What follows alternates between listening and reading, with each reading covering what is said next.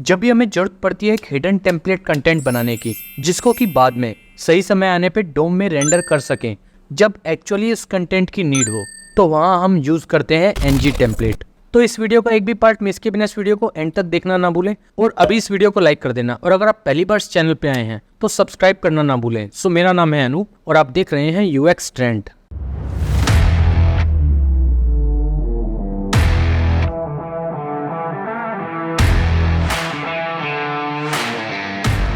Welcome back. So दोस्तों, NG template क्या होता है कि ये एक ऐसा डायरेक्टिव है जिसमें कि हम कुछ भी कंटेंट को स्टोर करके रख सकते हैं और बाद में सही सिचुएशन के अकॉर्डिंग उसे डिस्प्ले कर सकते हैं या हाइड कर सकते हैं। एनजी टेम्पलेट का कंटेंट इमीडिएटली डोम में रेंडर नहीं होता, इसको कंडीशनल बेस पे शो किया जाता है। अब एनजी टेम्पलेट एंगुलर का एक बहुत ही इंपॉर्टेंट और यूजफुल डायरेक्टिव है जिसका यूज एंगुलर ऑलरेडी कर भी रहा है अंडर द हुड। अब जैसे हम लोग ngIf, ngFor या ngSwitch जैसे स्ट्रक्चरल डायरेक्टिव को यूज करते हैं, तो इनमें एंगुलर एनजी टेम्पलेट को ही यूज करता है अंडर द हुड। कैसे, आइए देखते हैं। तो अब हम आ गए हैं अपने कोड में। तो यहाँ पे मैंने एक p टैग ले लिया है, उसमें कुछ कंटेंट रख लिया है। तो इसमें हमने यूज किया है ngIf। बट ये काम हो कैसे रहा है कि हमने किसी एलिमेंट पे ngIf लगाया और कंडीशन अगर ट्रू हुई तो वो एलिमेंट हमें डोम में दिख रहा है और अगर फॉल्स हुई तो वो डोम से हाइड हो जाता है। तो इसके लिए एंगुलर यूज कर रहा है NG template under the hood.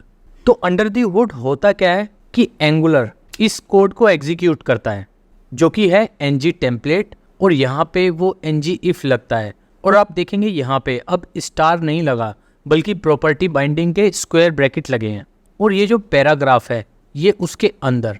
अब हम इसको चेक करते हैं तो आपने देखा हमें दोनों एलिमेंट यहाँ पे सेम ही शो हो रहे हैं। इस वाले में हमने p पे ngIf लगाया था और यहाँ पे हमने एनजी टेम्पलेट रखा और उसमें ngIf यूज़ किया, तो दोनों हमें सेम टाइप से ही डिस्प्ले हो रहे हैं। तो इस टाइप से ये कोड यूज़ होता है ngIf में अंडर द हुड। तो दोस्तों, यहाँ पे जो ngFor डायरेक्टिव है ये भी under the hood NG template का ही यूज करता है। तो एंगुलर इसके लिए क्या यूज करता है, ये यहाँ पे एनजी टेम्पलेट में यूज होता है ngFor विदाउट स्टार। और ये जो हम यूजर्स की प्रॉपर्टी यहाँ पे देते हैं, इसको कैसे यूज करते हैं, ngFor of is equal to users. और ये जो हम लेट यूजर यहाँ पे लिखते हैं, इसका सिंटैक्स एनजी टेम्पलेट में है लेट हाइफन यूजर। तो एनजी टेम्पलेट में हम कोई भी वेरिएबल अगर डिक्लेयर करते हैं तो वो लेट हाइफन के साथ करते हैं, और वही यहाँ पे यूज़ होता है यूज़र डॉट नेम। हम इसको अगर चेक करेंगे तो ये भी हमें सेम वैसा ही शो हो रहा है। हम इसका अगर HTML देखते हैं तो सेम हमें वैसा ही दिख रहा है जैसे ऊपर वाली लिस्ट रेंडर हुई है। और इसके अलावा जो ngSwitch डायरेक्टिव है वो भी under the hood NG template को ही यूज़ करता है। तो ये तो थी एनजी टेम्पलेट की कुछ कोर अंडरस्टैंडिंग। अब हम देखते हैं कि हम इसको मैनुअली कैसे यूज कर सकते हैं। अब दोस्तों, एनजी टेम्पलेट का जो सबसे पहला यूज है जो हम मैनुअली करते हैं वो ngIf के साथ है। ये वाला यूज केस आपने तब भी देखा होगा जब हमने ngIf की वीडियो बनाई थी। तो पहले हम देखते हैं कि ये दिख कैसा रहा है। यहाँ पे आप देखेंगे एम्प्लॉय नॉट एक्टिव और एक्टिव एम्प्लॉय का बटन है। जैसे ही हम इस पे क्लिक करेंगे तो वो वाला ब्लॉक गायब हो गया और ये दूसरा ब्लॉक हमें यहाँ पे शो हो रहा है। इसको करने के लिए हमने यूज किया है एनजी टेम्पलेट, और वो कैसे हम देखते हैं। तो यहाँ पे हमने एक डिव लिया, इसको फिलहाल हटा देते हैं। तो ये डिव जो है इसमें हमने क्या लिखा है, star ngIf if employ is not active. अगर एम्प्लॉय एक्टिव ना हो तो हमें ये वाला डिव इसके अंदर जो कंटेंट है वो शो हो। और इसके बाद आप देखेंगे लिखा है एल्स ब्लॉक। अगर ये कंडीशन नहीं है तो ये वाला ब्लॉक हमें शो हो। तो इसके लिए हमने नीचे लिया है एक एनजी टेम्पलेट, उसमें हमने एक टेम्पलेट रेफरेंस वेरिएबल लगाया है हैश करके एल्स ब्लॉक, और ngIf में हमने यहाँ पे सेमीकोलन देके एल्स के साथ लिखा है एल्स ब्लॉक। अगर ये वाली कंडीशन फुलफिल नहीं होती तो ये वाला ब्लॉक हमें शो हो। तो ये क्या है, एक टेम्पलेट कंटेंट हमने पहले ही डिफाइन करके यहाँ पे रख दिया, और ये यहाँ पे हमने उसकी कंडीशन को बिठा दिया कि जब भी ये वाली कंडीशन की जरूरत होगी तभी ये वाला ब्लॉक हमें शो हो जाएगा।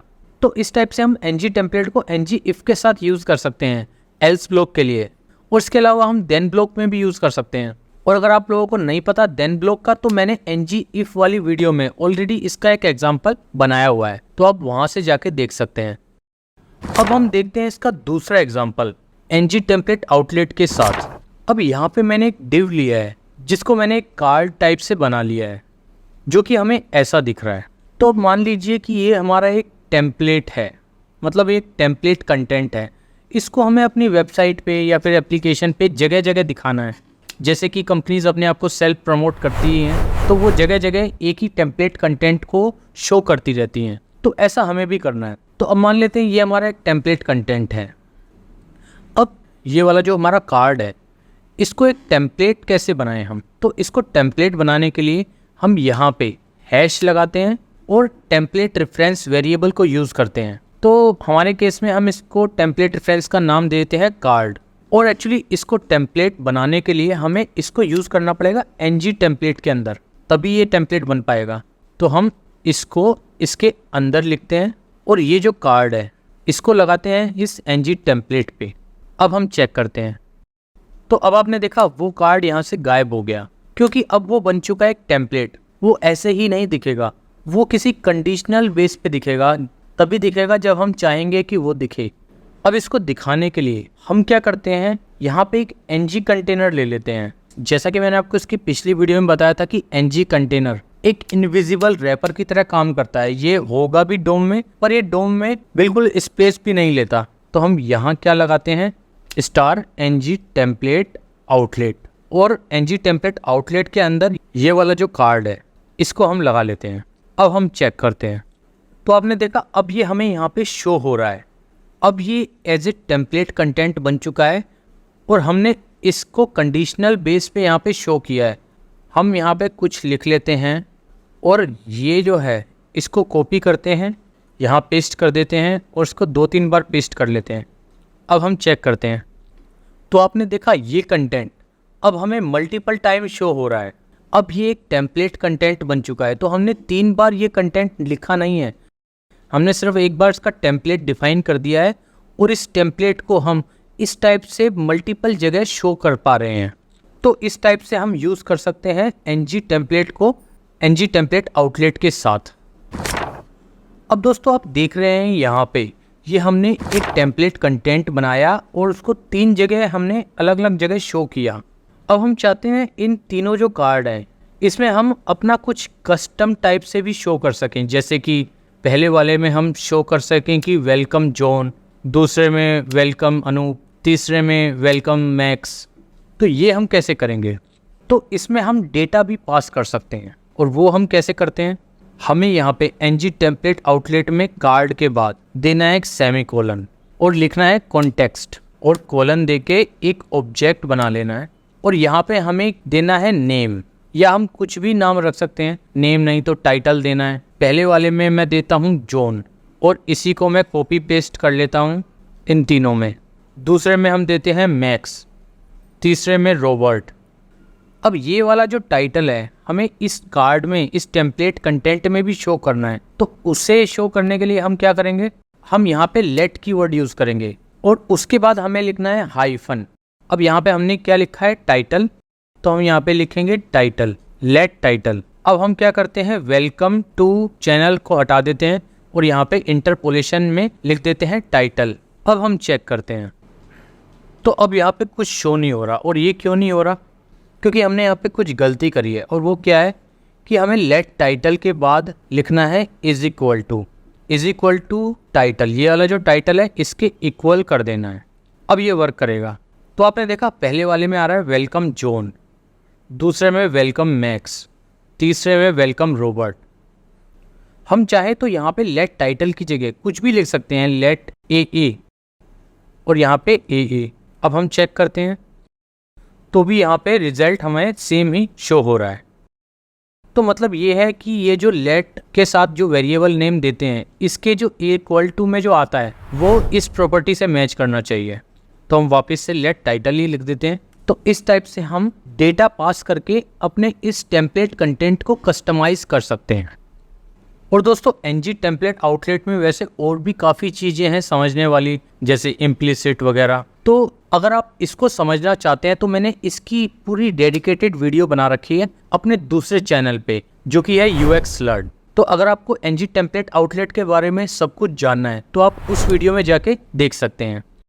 तो दोस्तों एनजी टेम्पलेट एक बहुत ही इम्पोर्टेंट डायरेक्टिव है जिसको एंगुलर मटेरियल भी अपने कंपोनेंट्स को कस्टमाइज करने के लिए यूज़ करता है। जैसा कि अगर आप लोगों ने एंगुलर मटेरियल यूज़ किया होगा तो आपने देखा होगा कि एंगुलर मटेरियल के कंपोनेंट में कई जगह एनजी टेम्पलेट यूज़ हो रहा है। जैसे कि इसका जो मेनू है, और इस मेनू में भी डायनेमिक डेटा को पास करने के लिए एनजी टेम्पलेट को यूज़ किया जाता है। जैसा कि आप यहाँ पे देखेंगे एक एग्जांपल इन्होंने दिया हुआ है। ये एक मेनू है और मेनू में इन्होंने ले रखा है एनजी टेम्पलेट, और एनजी टेम्पलेट में इन्होंने लेट नेम एक वेरिएबल डिक्लेयर किया हुआ है और उस नेम को जो कि डायनेमिक नेम है यहाँ पे यूज़ किया हुआ है। तो ये तो एक मेनू का एग्जांपल था, बट एंगुलर मटेरियल कई जगह एनजी टेम्पलेट को यूज़ करता है अपने कंपोनेंट को कस्टमाइज करने के लिए। तो दोस्तों आज हमने देखा एनजी टेम्पलेट को और देखा कि ये कितना यूज़फुल और कितना इम्पोर्टेंट है। एंगुलर भी इसको अंडर द हुड यूज़ करता है। दोस्तों अगर आपको मेरी वीडियो पसंद आई है तो आप इस वीडियो को लाइक करें और शेयर करें, और आप यूएक्स ट्रेंड को फेसबुक, ट्विटर और इंस्टाग्राम पे भी फॉलो कर सकते हैं। दोस्तों अगर आप न्यू हैं मेरे चैनल पे तो प्लीज़ मेरे चैनल को सब्सक्राइब करें। Thanks for watching, see you in next video. अगर आपको मेरी ये वीडियो पसंद आई है तो इस वीडियो को लाइक कीजिए और सब्सक्राइब कीजिए मेरे चैनल यूएक्स ट्रेंड को, ताकि मेरी नेक्स्ट टेक्नोलॉजी वीडियो का अपडेट आपको मिल सके।